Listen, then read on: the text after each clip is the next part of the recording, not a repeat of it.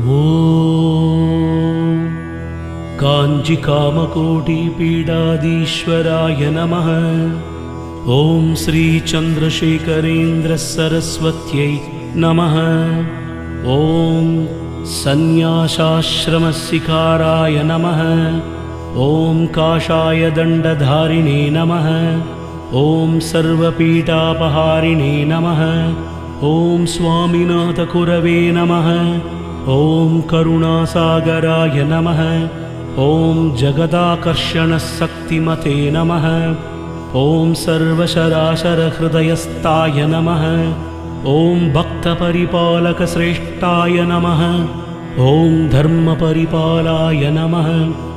ॐ श्रीमहासरस्वत्याचार्याय नमः। ॐ